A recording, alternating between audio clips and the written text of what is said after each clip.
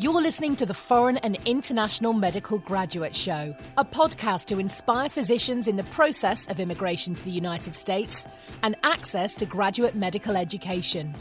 We create meaningful and helpful content that motivates medical students and doctors throughout the world, with the goal of creating a community that supports itself and gives feedback to each other, that stays updated with the most recent tips and advice on how to make it in America and become a successful resident or fellow in the speciality of your dreams. Dr. Alonso Osorio is board certified and residency trained in both emergency and family medicine and will be bringing you 20 years of his personal experiences, struggles, and motivation. We'll be chatting with people like you to talk about the lessons they've learned along their personal path, how to make an impact, and how we can all benefit from it. Also, we'll analyse the current resources available and how to benefit from them. Thanks for joining us. Please enjoy the show. Colleagues across the world, recently I have gotten quite a bit of feedback and a bunch of questions regarding information to get to know a little bit more about what is the O.E.T. O.E.T. stands for Occupational English Test, and the ECFMG has partnered up with them to try to fulfill a need for trying to achieve satisfactory English proficiency in the English test through an objective measure. So the TOEFL is no more obviously needed. We have the O.E.T. and this has become the way to be able to participate in the 2020/2021 interviewing and matching process. So here is how it goes. We all know that COVID has changed the circumstances and how we get tested.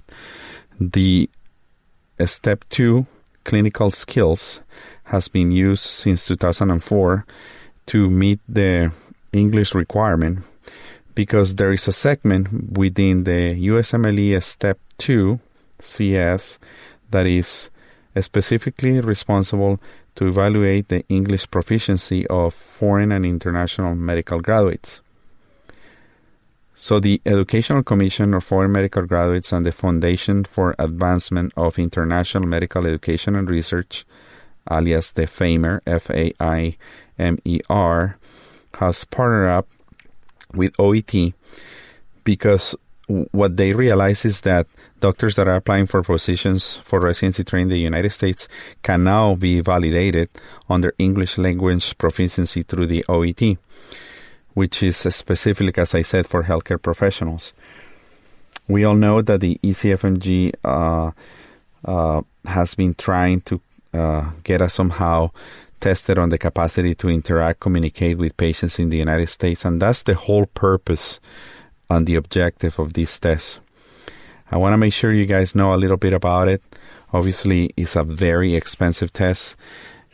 What you're going to see on the internet is that the test is being shown that it's priced in Australian dollars, but this literally translates into an American dollar, so you need to make the conversion. So the cost is 587 Australian dollars, that when you exchange it to United States dollars, it comes to be about today's at market rate $420 and a little bit of change, which is a remarkably expensive test.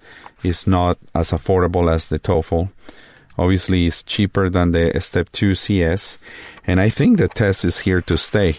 We have to wait and see what the ECFMG will tell us on what's going to happen for 20 and 21, because you all know by now that COVID is not going anywhere and the precautions are going to be there. So I can assure and predict that the Step 2 clinical skills is going to have some sort of virtual testing evaluations, and the English proficiency test part is going to go away from the Step 2 CS, and it's going to be 100% dedicated to the EET. I think that the administrative financial investment that O.E.T.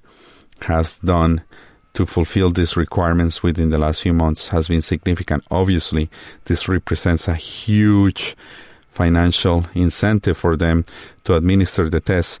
As we know, the test is right now administered across about, they say, 33 to 44 countries across the world. And we know that we need to get this taken care of as soon as possible, specifically for those people that are applying for this cycle. And the testing sites are limited. It only happens like once, sometimes twice a month. As I'm reading here on the website of O.E.T, they had 2 examination tests in the United States in August. They have 2 in September. And they have a couple more in October and so forth. So the test is getting administered at least twice a month. And there is obviously implications. Many of my listeners and my followers are from South America, specifically from Colombia. And I'm going to tell you the truth. I don't see any testing site right now available in our country. I see some tests being delivered and dispensed in Argentina. And I do know that some of these locations, and I please advise you to go to the O.E.T website, that is occupationalenglish.test.org, that if you go to the ECFMG and you look under the ECFMG.org certification requirements for the 2021 match and the pathways, the 5 pathways that they delineate in there, the landing page will take you to the O.E.T test website, and then you can literally go and stay up to date on what are the requirements, the requisites. We're going to talk during this episode on the importance of really having a self and conscious evaluation of your English proficiency before you jump into the test. I have found some very useful websites and videos on YouTube, which I have no affiliation with, but specifically with E2, O.E.T, I found it remarkably helpful. They have some amazing videos that last somewhere in between 13 minutes and 30 minutes or so, but it goes specifically into what you guys can expect and how to prepare. Also, on the website of the O.E.T, you will have some education materials. I have dissected the website. It's really easy to navigate. It's really easy to follow. And our advisor, Mr. Julio Rodriguez, that will be coming up on the show rather soon, just following this introduction, he will really explain the importance of being ready and probably consider to test your English skills before you pay such a hefty fee. Remember, you're going to be tested in 4 important aspects of the English language, which are listening, reading, writing, and speaking.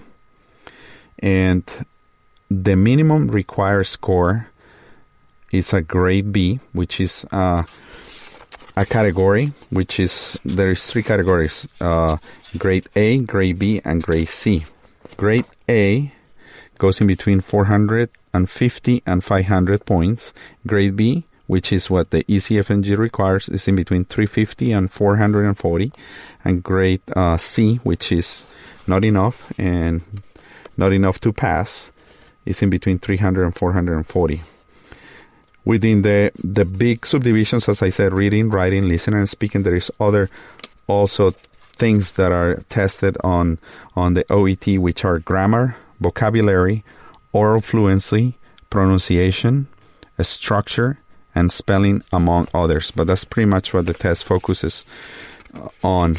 And so I encourage you, I advise you to go to the ECFMG website. Obviously, this ECFMG website, I tell you, as a foreign medical grad, as a practicing doctor in the United States, sometimes it's hard to read, hard to follow, somehow repetitive.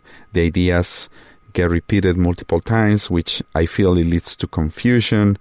You need to be really careful about dates, times, and how the process is being done, exceptions, and so forth. I know that there is many caveats and things that you need to be aware of, but pretty much they have 2 important things that we need to be aware of.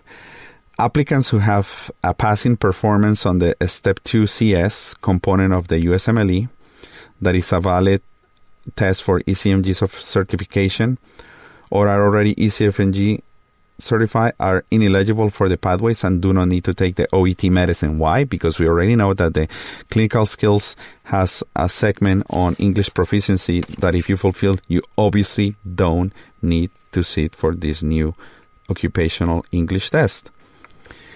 And pathway applicants who took O.E.T medicine on or after July 1st of 2018 are and have attained the minimum passing score, as we have mentioned just a little earlier, on each of the 4 components, do not need to retake the test. So if you've taken it already, you pass it, don't need to retake it, and you need to make the ECFMG be aware of that.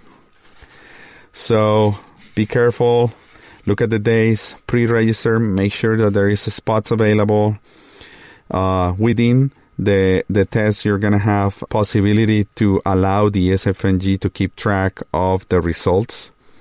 And they have a very easy to navigate website, as I said, that has videos and PDF files that specifically goes into the nuances of what it takes to do this.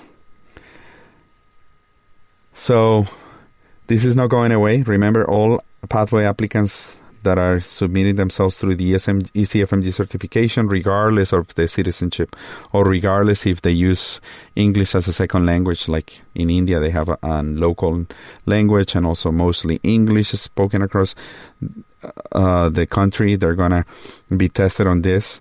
So regardless of citizenship, native language, or medical school language of instruction, you must satisfy this requirement.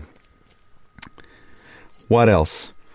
Well, I just hope that the anxiety regarding this kind of calms down, and Mr. Rodriguez is going to give us tips of advice. Just go online and feel free to navigate. YouTube is full of good, juicy advice, and I know you all guys are going to do fantastic. My goal with this episode is to decrease the anxiety and the fear of what it's going to be like for the future, but I think the ECFMG O.E.T partnership is not going to go away.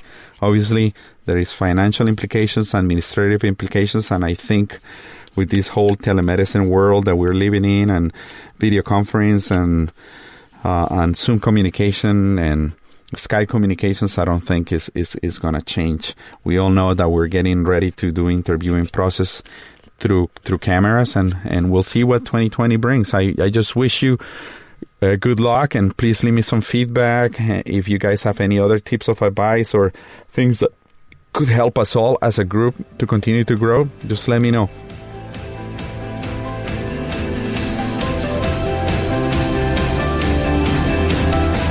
Hey guys, welcome back to the Foreign and International Medical Graduate Podcast, and this is your host, Dr. Alonso Osorio.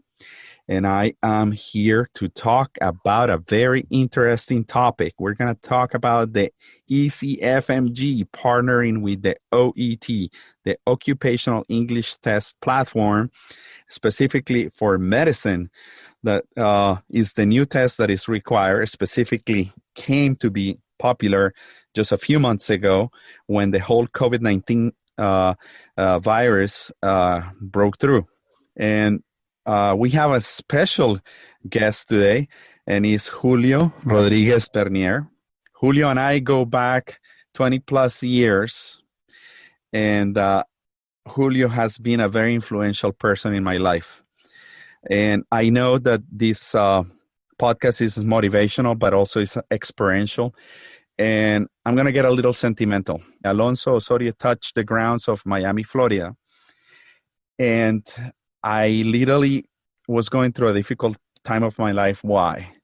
Because my father had lost his job as the chief operations officer for the company that he was working at. He wanted to become the CEO. The reigning CEO saw in my father a threat and decided to dismiss him with no explanation before my father became the new reigning CEO.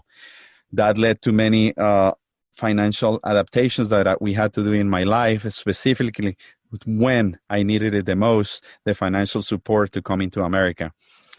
What I have accomplished on this country is not only because of me, it has come because of many other people, and Julio is one of those. I met Julio through other Colombian friends. I'm not going to go into specific secret circumstances and how we partner up, but Julio gave me the opportunity in my life to work in Miami. And he became a true friend, always willing to help out, not looking for secondary gains or nothing. He was remarkably spontaneous. He happens to be Colombian as well. And during this financial struggle, he gave me the opportunity to work. And I became a busboy in the restaurant, Café Nostalgia, that he used to work at as one of the waiters back then as a part-timer during Thursday, Friday, and Saturday night. It was a remarkable experience because I consider myself a remarkably spoiled child in Colombia. I used to call myself a country club kid.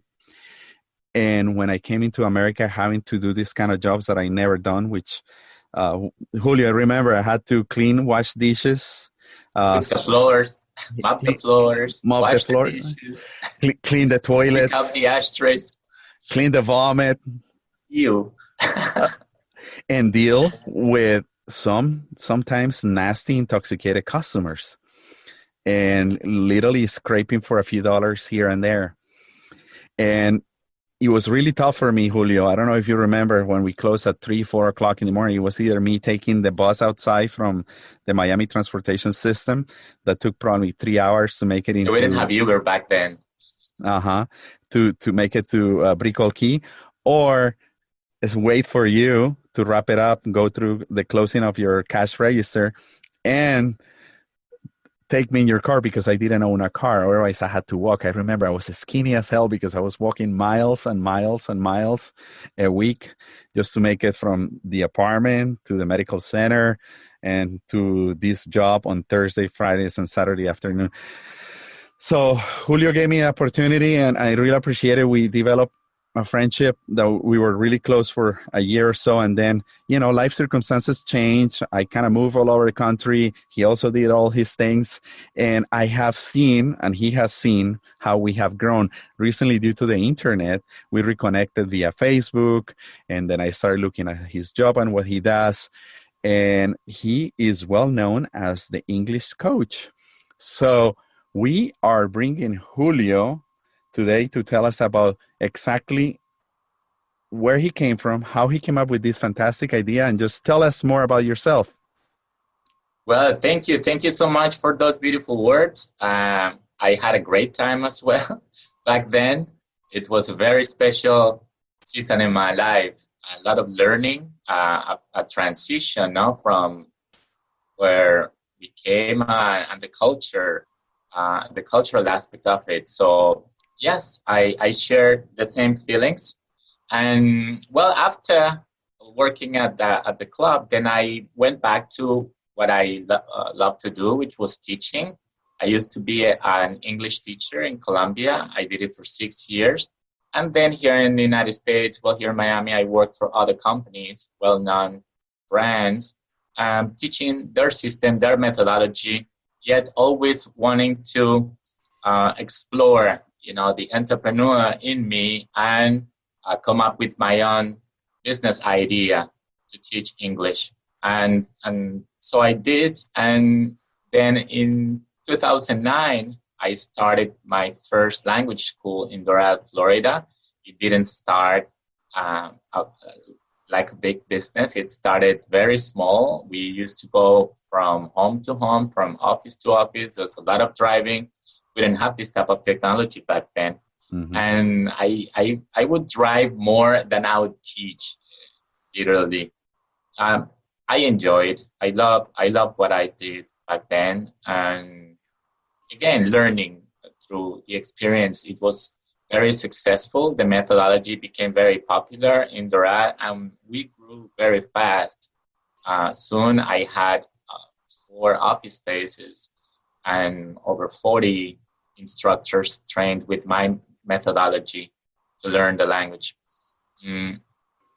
After a while, after some years of this success, if we can call it success for the company, for the organization, I did feel a lot of emptiness from my part. I felt that I was missing something. And I decided to move on. I saw an opportunity on the online when I saw what Zoom was doing, starting meetings, and Skype had already been doing it for a while. Then I thought, this is going to be it. This is the future. The language schools are going out of business sometime in the future. So I saw the opportunity. I was ahead some years, because now it is easy for people to understand that you can learn a language online. 3 years ago, I really had to explain and be very graphic about my proposal so that people could understand where I came from. And well, today I don't have to do that, but it was a very tough time. The first year, it took me 9 to 10 months to create the entire program with a group of professionals here in Miami, all native English instructors, very nice people. And we came up with an amazing program, a training system with great materials, and a path, more than anything, a path for people to walk and for us to identify exactly where they are on that path. So more than an English course or a language school, what it is now is a training system. I call it a Zumba class for English. I like the concept of going to a Zumba class and going through the different stages of the session. So you have the warm-up, the stretching, the cardio part of it, the resistance. In the same way, we have created sessions that start with a warm-up and then go through a series of activities, training exercises that work specifically on each of the skills of the communication system. So some of the techniques are great for your pronunciation. Some of them are good for your fluency, for your listening, for your vocabulary, for your comprehension. And overall, as the core of the methodology, I used NLP, which had already been successful in my previous school, neuro-linguistic programming, and applying NLP to the teaching methodology and the learning process has changed the game dramatically. What I mean is that people can communicate with confidence. They lose the fear. They lose that blockage that they have when they want to express their ideas, no matter how basic they are. So neuro-linguistic programming has been a big plus and a big differentiator in what we do. So it's been 2 years actually teaching. As I just said, it was very hard at the beginning for people to understand the concept. And I spent a lot of money trying to do so.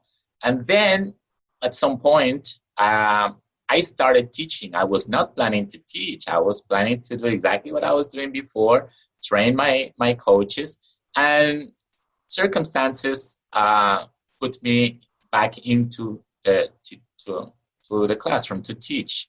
And it's probably the best thing that's happened to me, because now I truly understand my own methodology.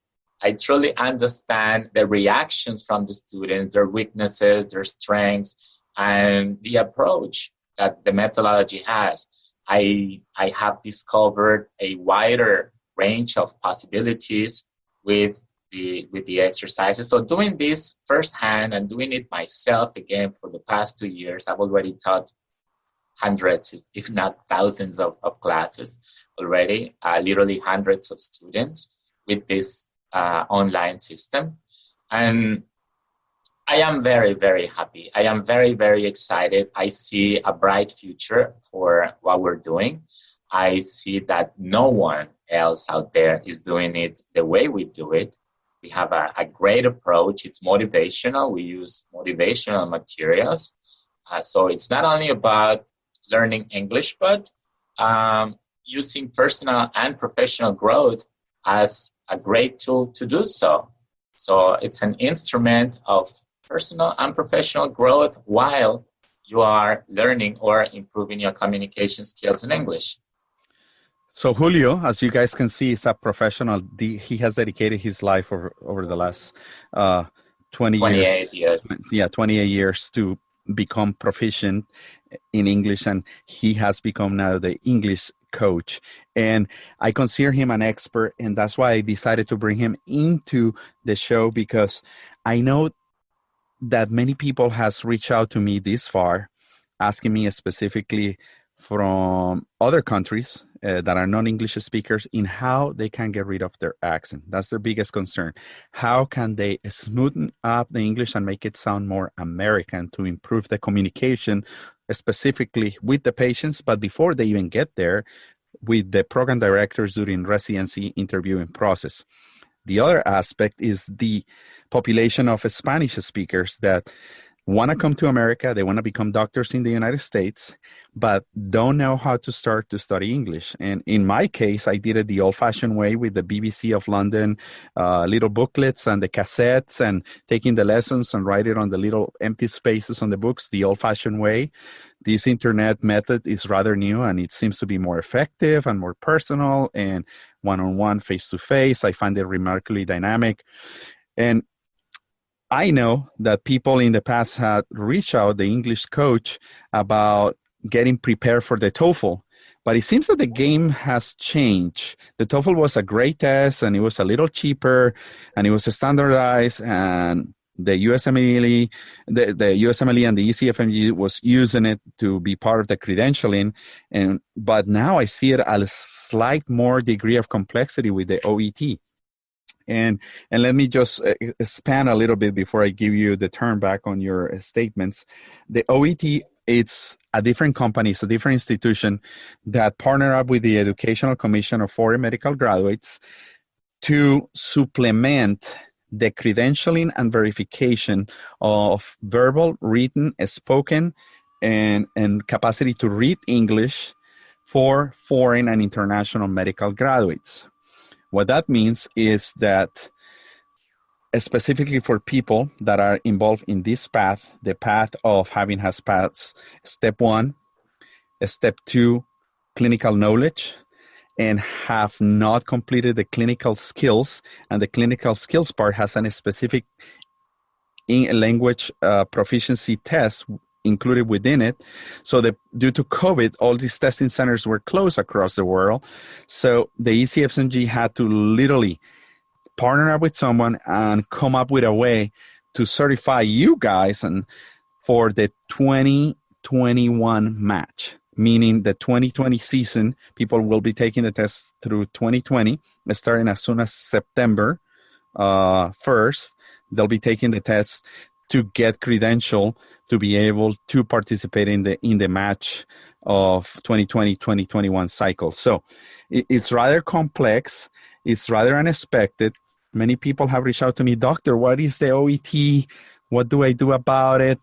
And here it goes back to you, Julio. I know that people were approaching you with the TOEFL. Hey, Julio, I need help with the TOEFL. Help me out.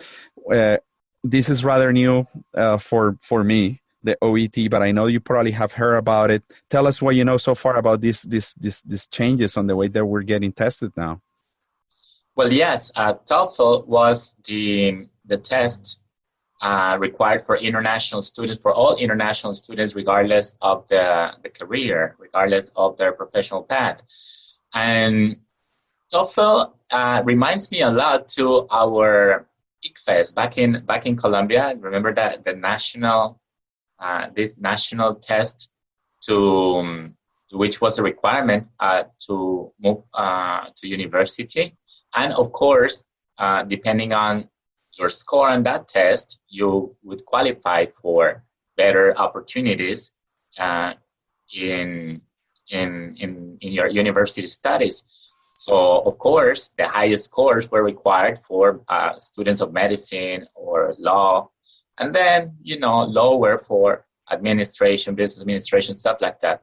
So it was very important. And I remember when I was prepping for it, the main thing was to learn the question forms, how to answer and how to do your timing properly. So when I started prepping for TOEFL, as I said, this is ICFES. This is the same that I prepared myself many years ago, 3 decades ago, for after finishing high school and moving to university. So what it is exactly that. The test is easy. Really, most tests are easy, yet they require preparation and they require you to learn how to answer fast and how to get, your way along the different types of questions that you asked, the different types of activities. Sometimes the spelling, sometimes the filling in the blanks, the reading comprehension. So I've been reading some information about the O.E.T, and it is no different. It really is not. Some add-ons here and there, but they're always evaluating on the same skills, because those are language skills: listening, reading, writing, speaking, your vocabulary. I mean, that is what anybody applying for any career or any professional job here in the United States needs. So my advice before taking any test and before spending the money, because I understand that this is a little higher than TOEFL. I think it's $445. You can only present it once a month. You have to wait a couple of weeks to get your results. And so it is not worth it to just go ahead with it without having a previous assessment of your English skills and really knowing if you are or not prepared for it, because it would be a waste of time and investment. So my advice would be get tested on your English skills first, especially your communication skills, your spoken English. Reason why I said this, most doctors and most people that I know who have studied medicine or nursing, they speak English. They understand more than what they speak. And the main weaknesses seem to be right there in speaking the language, communicating your ideas properly without the chance of being misunderstood, without giving your message the opportunity to be misled or miscommunicated, especially, and I said it before, when it comes to medicine, when it comes to the care of a patient. I mean, you cannot take any chances when you are communicating about someone's health or someone's life. You have to be very precise, very concise, as we mentioned before, kind of create your own style, stick with it, where your sentences are well-structured and do not leave any space for doubt. When in doubt, don't write it. When in doubt, don't say it like that. So communication in the medical field is essential. This is a test that's required for all international medical practitioners and students, even if English is the first language or a language that they have to be proficient in their own country. So if you are from an English-speaking country, you still have to present your O.E.T. So that caught my attention, And anyways, the test is easy. I think the timing and the form to answer each type of question is key here. Yet before moving towards it, be tested. Find a professional language instructor and test your skills, your abilities in the language for moving forward. So I think out of what you have said, I think that's phenomenal that you said you need to realize where is your current level of English before you really sit down for the test. You want to talk to other people and ask Julio or someone that you know well that speaks English proficiently and say, let's just have a little chat and tell me, what do you think about my English? Do you understand? Let me write something to you. Does it make sense? Does the structuring seem proper? Did I understand what you just had said? Can you follow the thought process, etc.? And if you feel that you are not at all ready for this, you're not going to go and waste $445 plus, whatever is the translation from Australian dollars to American dollars, about $420 to $450. $445, I think I read. Yeah, yes. $445. You mentioned something very, very important that I also discuss with my students, and it is having an accent. I have an accent myself, and I have a huge accent. It gets me in trouble all the time. I will never get rid of it. The reason why, because I'm bilingual, and I did not learn English as my first language. English is my second language. So for all those people out there trying to sound like Native American speakers, what I say to my students is more than trying to sound more American, what you want is the American, the native speaker, to understand what you're saying. And that is the main objective of accent reduction. It is not for you to sound or look or like our eyes are not going to change their color. Our skin.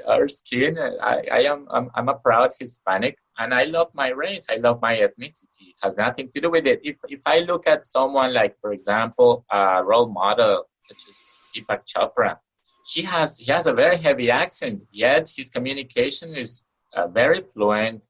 His grammar is impeccable.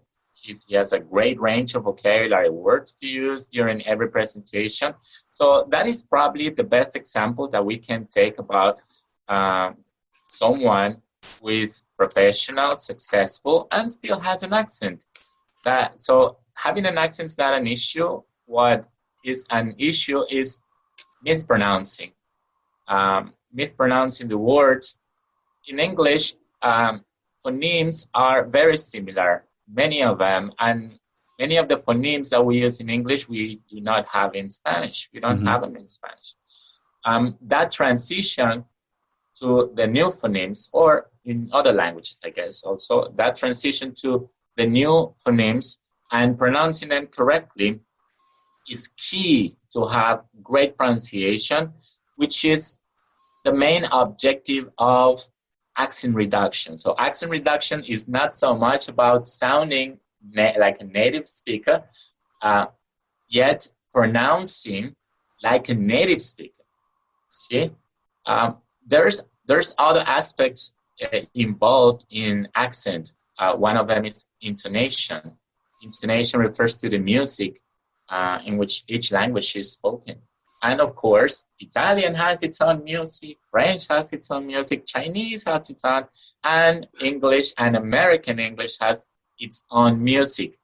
We can imitate that, but I think that is what's not going to change, and that's what makes the accent heavier. Not so much the pronunciation, but the intonation. And again, if you speak two languages, if you speak French and English, you will speak English with some French music.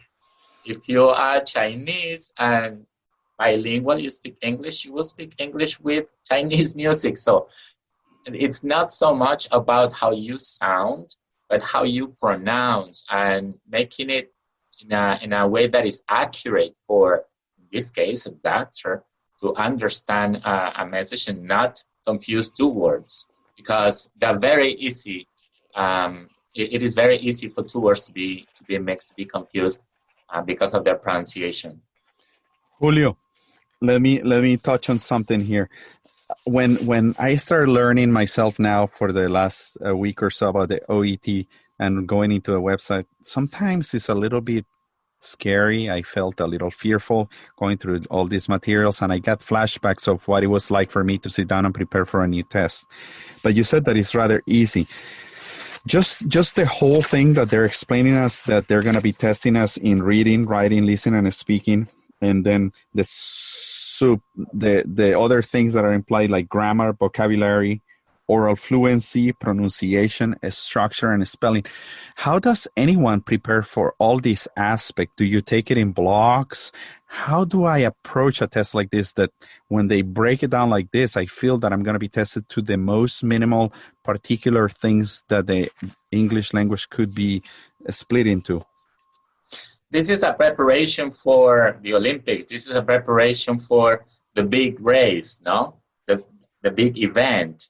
Before the big event, there's training, and you have to take the training. You cannot just go out there and run the Olympics. You run the marathon. You need the preparation. And part of the preparation is the confidence that you need to build up. And that is probably one of the most important, if not the most important aspect of it, because many people are ready. They're ready. Their English is ready. I've done it for TOEFL before.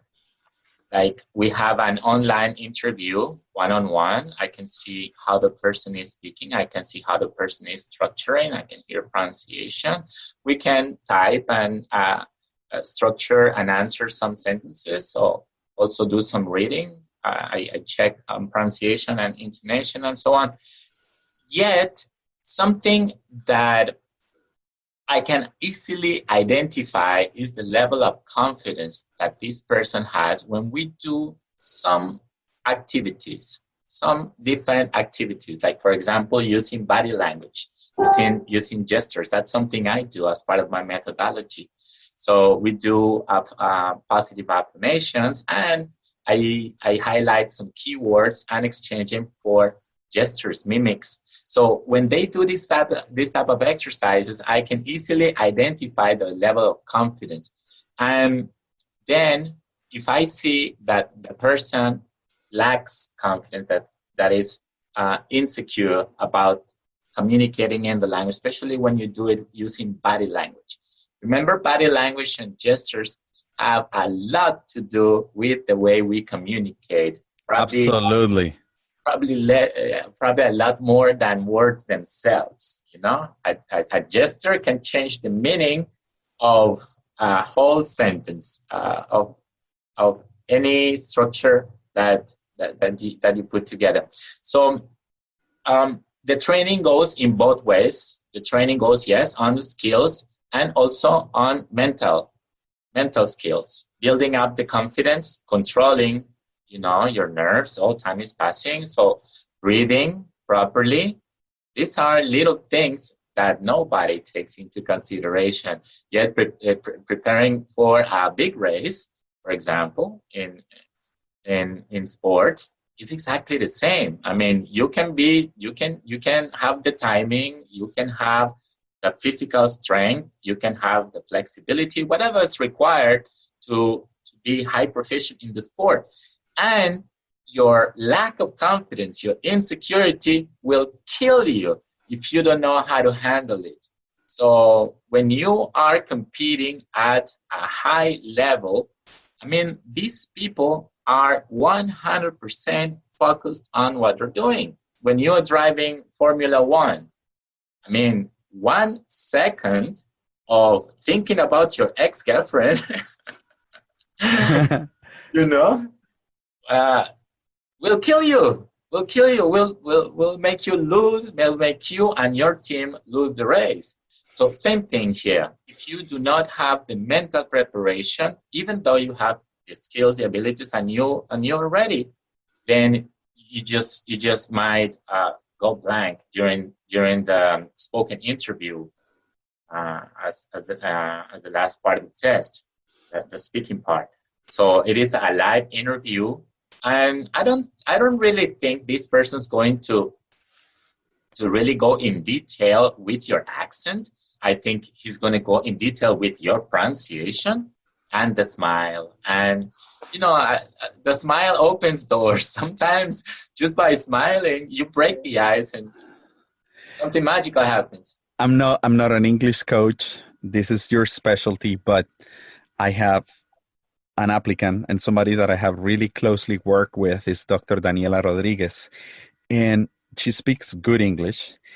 But I remember I told her, I think Daniela, I think what it will make a difference in the long term for you is to become more confident that you can do it, and your posture, your body language, the demeanor is going to make you project your English in a better way and drastically change her performance.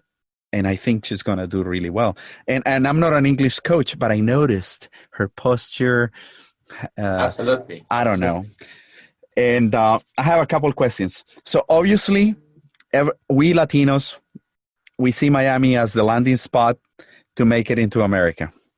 And I bet that many people call you, hit you up on the internet, contact you, and they say, Mr. Rodriguez, I want to get started. Can you help me out to learn some English, get it better, to become a doctor in the United States? And what's your answer? How many doctors reach out to you on a monthly basis or every so often? I've worked with doctors in the past. I do not promote my program to a specific field. Yet I know there's a high demand of doctors wanting to come to America and want to present this type of test, for instance. What I focus on is professional English. Taking your English from where it is today and making it sound professional, more elegant, more accurate, so that when you speak, when you finish your business presentation, people ask you, hey, do you speak English as first language? Where did you learn English? Why? Because of the mannerism, because of the pronunciation, because of the confidence, because of the idioms, professional idioms, because of the professional vocabulary that was used in the presentation. And more than just speaking English, we have to think about taking it to a professional level, which is what we need, which is what we all want. I mean, socializing is fun. I know. Do you happen to remember this American woman who became friends with the guys from the band at Cafe Nostalgia, and she learned Spanish? Lisa? Remember that woman? Lisa? Not Lisa. No, she was American, and she used to hang out with the guys from the band, and they were all Cuban. Well, she didn't learn Spanish. She learned Cuban Spanish. Yeah. She learned Cuban. The accent, that wasn't an accent. That was Cuban. That was, and it was hilarious to do. So, is that English good for her to go to a company and work and do a business presentation? Probably not. Probably not. Especially with an accent like Cuban. Cubans have very, very heavy accent, just as much as we do in some regions of our country. We tend to have a more neutral accent in our region and where we come from. So it is not only about speaking the language, but speaking it at a professional level. English that you can use to apply for a job, to be 100% confident during a job interview, or presenting O.E.T, or advancing in your profession, having a meeting, having an interview, communicating with people who have been there for a while. That is probably the biggest challenge. Not so much to learn English, to speak English. I think that's the easiest part. The methodology that we use focuses first on pronunciation, on phonetics. Yet, it's a training system that has all the exercises, all the activities, and what changes is the level of difficulty and, of course, complexity of the materials that we use. So we start from day one with the same methodology, with the same approach, easier materials, easy contents for you to merge with them and easily become part of the system, make yourself part of the method. So as you do that, first I focus on pronunciation, phonetics. So you have the right pronunciation and you learn your combination. So you learn how to read and write, especially read and write sentences, short sentences. And then, of course, I hit you with a bunch of useful expressions, just useful expressions that you do not need to structure in your mind. They just come out like how you doing today? How was your weekend? How may I help you? You don't think about structure, grammar when you say those sentences, no? So if you have a bunch of vocabulary words and easy to use sentences like these, useful expressions that you can use at any time with right pronunciation, that is a great start.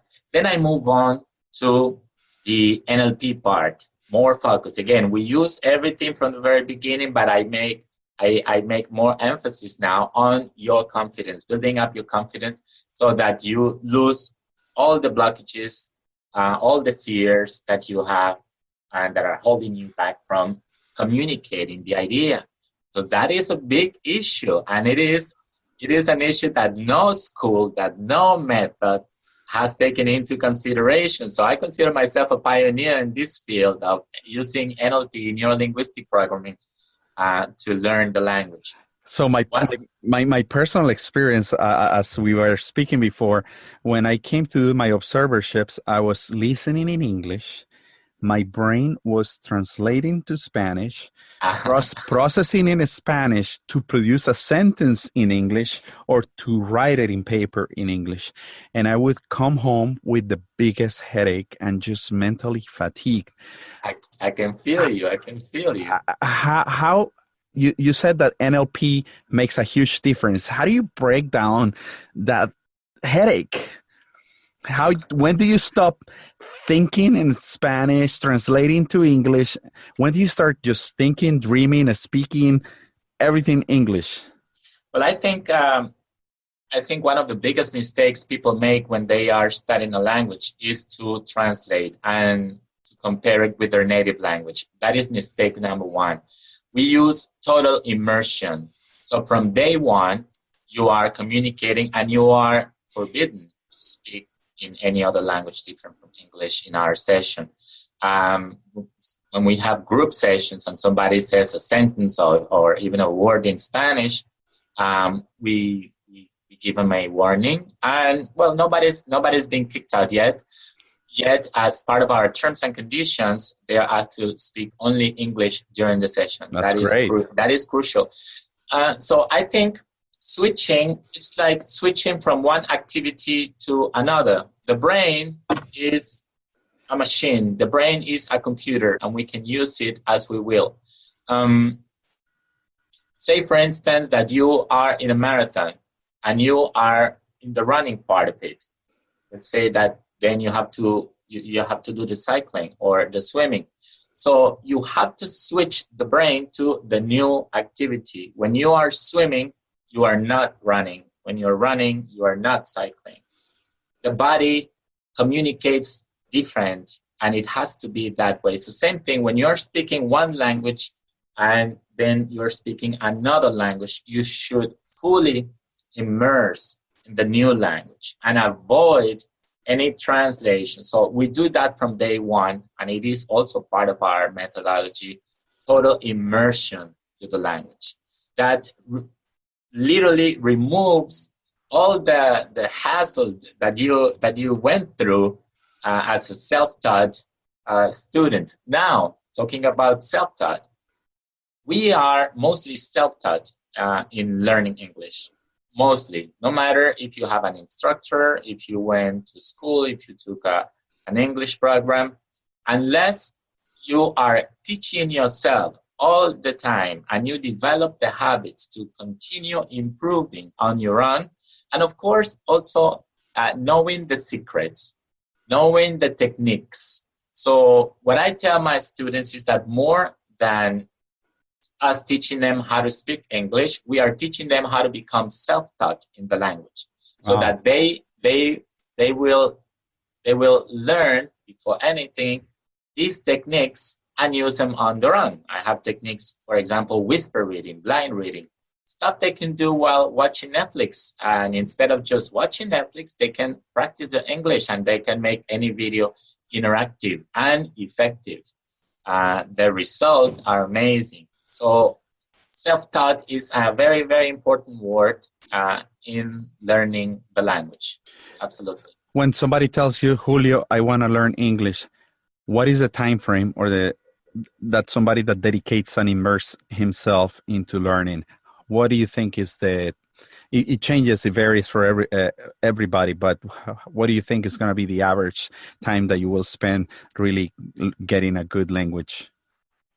I think my most accurate answer to that would be for students who are with me in total immersion, because I can only take responsibility for students that are with me almost every day of the week, at least 1 hour, Monday through Friday. I've seen literally that I can take someone, or the method, the system can take someone from zero, which at the end of the day, nobody is 0, 0. We have some words, chicken hen, pencil, and we know some words and some expressions that here and there. This world is very Americanized, Yet, I would say that in 3 months, this person is understanding over 80% of what I'm saying and over 80% of what's happening in the class. I think in 6 months, this person speaking English at a basic level, doing 1 hour Monday through Friday, 1 hour a day for 6 months, and also practicing on the round for at least 1 extra hour. That is also important. Reviewing the materials, we send them all the materials, the videos, we send them everything to WhatsApp or their email as they prefer. And they can continue practicing on their phone using all the resources that we gave them in class.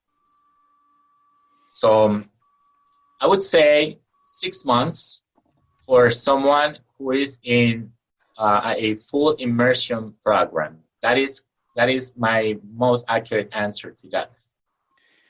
Why we do go back to hang out with our Colombian friends or Spanish speakers and we don't speak a thing or a lick of English. Should you surround yourself more with English speakers? Because then you're going to be probably learning faster. I don't know. What's your advice on that? It's hard to split away from your family, of course, but, I know that some people, when I was growing up, I say, I'm leaving to the United States to learn English or study English. And, they came here and they went for an hour or two a day, and then they hang out with their Colombian friends for the rest of the day, and they didn't learn crap. So I don't know. What is the best advice here? No doubt. You have to step out. First, we have to step out the comfort zone. We can keep our friends. I mean, it doesn't mean that we're gonna kick them away. No, we should start moving more towards the environment of the language. A job can be essential. For example, remember, yes, we had to speak English at work. We had to use our English with customers, with some of our supervisors, John, the manager, Jamingo. So we had to speak English, and we had to practice English during our shifts, in our working shifts. So that is something positive. Finding the American friend and even the American girlfriend or spouse, that is, crucial. To me, that's what I advise everyone, who come to America. Get your own American woman, get your own American guy, and your English is going to be great within a year. I joke around, and I don't know if my wife is going to like this, but I say to people, I dated so many white chicks hoping to get rid of my accent, but it was impossible. But, if I was going to hang out with Colombian women, nothing against the Colombian women, they were not going to teach me any English. So just the fact that I had to make them fall in love in English, I think it was a big accomplishment for me. Your wife is American. Your wife is American. Yeah, absolutely. That's where the challenge is. And then, day to day, because one thing is to communicate basic ideas, and a very different thing is to live with a person and understand feelings, emotions, dreams, projects. I mean, the whole enchilada, it's not just about, hey, let's go out for dinner. not anymore. You know, this involves family, this involves education, personal, spiritual growth, professional growth, family growth. So absolutely. My advice is, you know, find someone from, look, if I move to Italy, I don't want to hang out with my Colombian friends in Italy. I want to meet Italians, and if I am single, I want to meet a beautiful Italian woman, you know? Of course. I don't want to meet the Colombian in Italy. I'm not going to go to Italy to marry a Colombian woman. It may happen, it happens, you know, it's just my case. What I advise my students is socialize with people from the country, from the native country. And that is something you can do through a job. Even the simplest job, you know, maybe you don't need the money, but get a job, get a part-time bartending or you know, waitressing. Tables. I was a bus boy, yeah, and that's how I learned, interacting with the customers. Sometimes you turn around and tell me, Alonso, I need this in English, and you would see your big eyes, and I knew by your expressions that you were really serious about it, but that's how I learned. That's how I learned, Julio. And you actually spoke to me in English a lot, and I asked you to do so I could improve my English, because that was my biggest struggle. The fact that I read it, the fact that I wrote it, didn't mean that I spoke it. And now I only speak English. English is like, to you, I feel very confident speaking English, probably more than Spanish, to be honest with you. Probably even more than Spanish. Well, today, after 20 years. Exactly. After 20 years, I see you more as a professional in the medical field. And when I hear your English say, I don't need to speak Spanish to Alonso. That's when the game changes. When you hear your friend speaking English, and if you speak good English, let's speak English. It's a waste of opportunity. It's a waste of time for us to speak Spanish when we can be practicing our English. And I of course imagine listening to you and all the medical terminology that you use, how much I can improve my own English. Let me say something since you said this. I have gotten a little bit of criticism on the podcast of why it's not being produced in Spanish. And one comment that was made to me, and I take this as a constructive criticism, was, Dr. Osorio, would you please generate all this information in Spanish?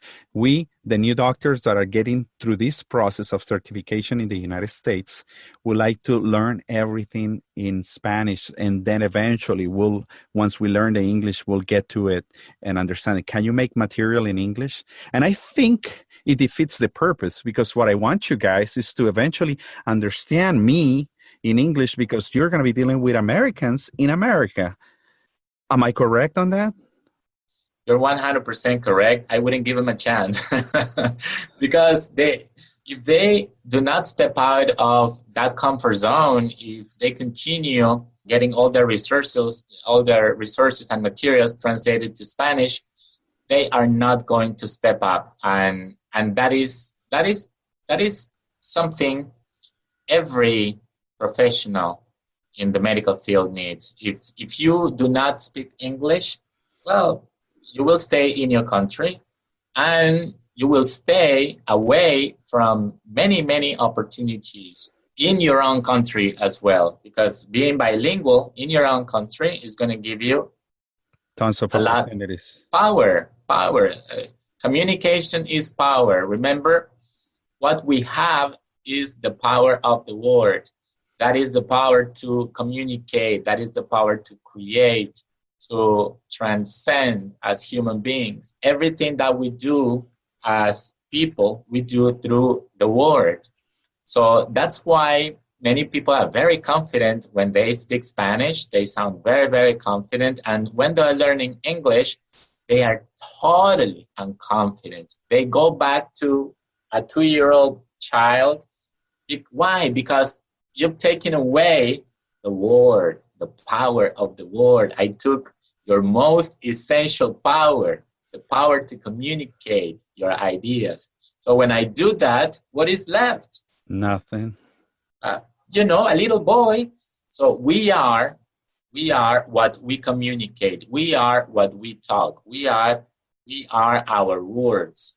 So if someone, I would say, in any field, any professional field, wants to really move up, to really take it to the next step and really become successful, and I mean highly successful, then you have to speak English, and you must force yourself from the very beginning to at least learn the terminology, the useful expressions that you can use here and there in English in your own professional field from the beginning. Do not wait until the next level, until I graduate. Oh, after I get my MBA, after I get my specialization. No, you have to do that at the same time. As soon as you start your career, start learning the language. And, it's going to be 5 years going to university. Okay, it's going to be 5 years learning English. By the time you graduate, you're ready to travel to another country for your specialization, or to have those 6 months of really, really getting the confidence in the language and continue studying and continue growing. But that will give you a huge advantage in your field over all other competitors, all other professionals.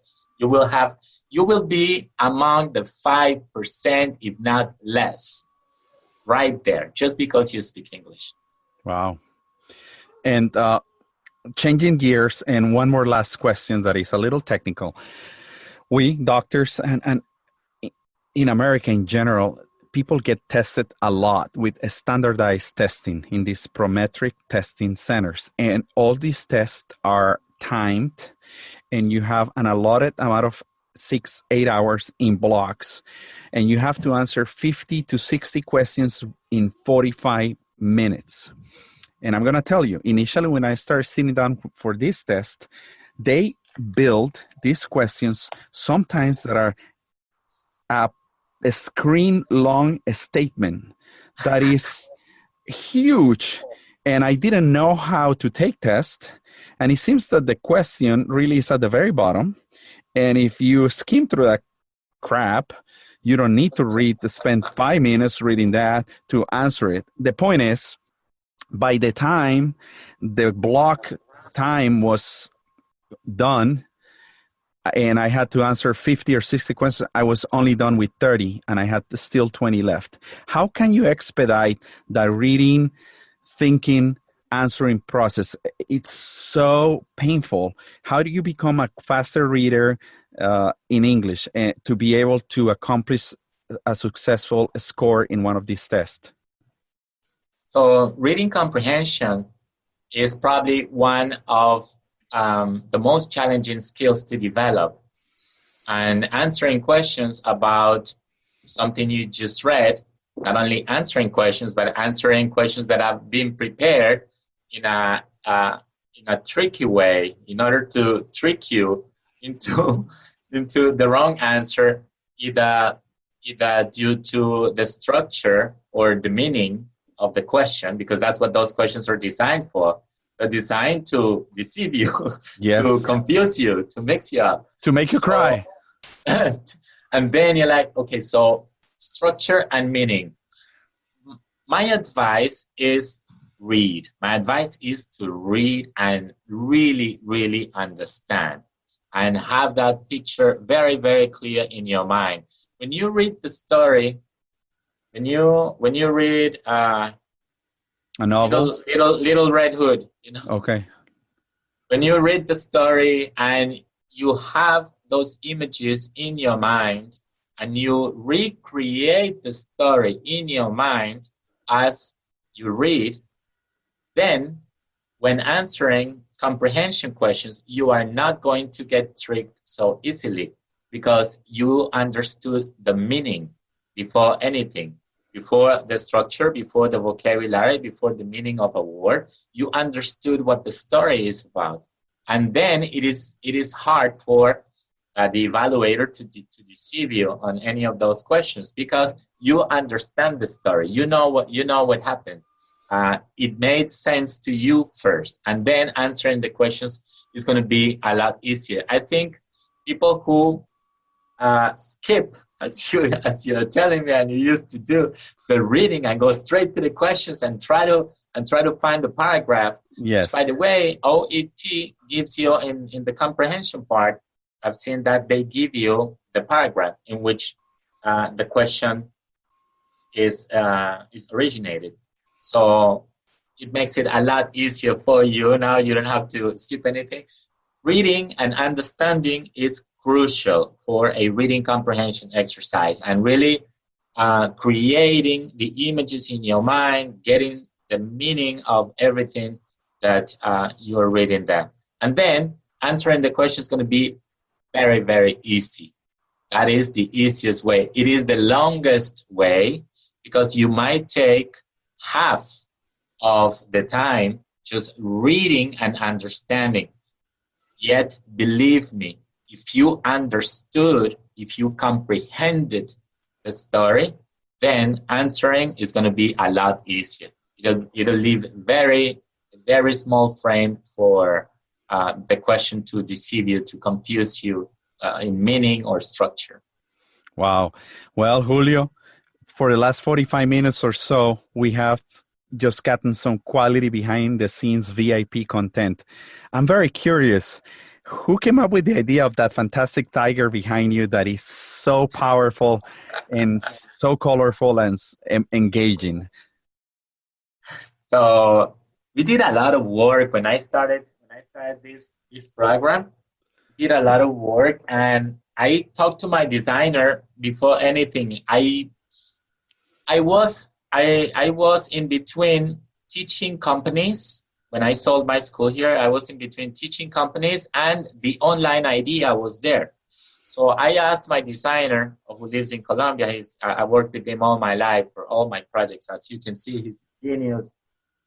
This is everything he produces. Wow, he makes some beautiful flyers. Spectacular. Yes, everything. This is how we created the company 3 years ago. This is how we came up with the concept. So there's a lot of work behind it. And the first thing that I always do when I create a business, I like the character. I've always liked having a character. When I had the school in Doral, it was named the English Spot. So we had Spotty. And Spotty was a spot, which became alive, a character. And then I asked my designer to come up with a character. I said, I want something, someone that represents a trainer. It's a coach. It's this and that. And when I went down to Colombia to work with him, I actually went down for a couple of weeks just to do all this that I just showed you, the catalogs, the business, creating the business concept. For me, that is essential. Before I do anything, I create the concept. And of course, the image to me is everything. And he showed me, Coach Bernie, he showed me, it's a Jaguar actually. He showed me this with no pants. I see him with no pants, wearing no pants. And I was like, what is that?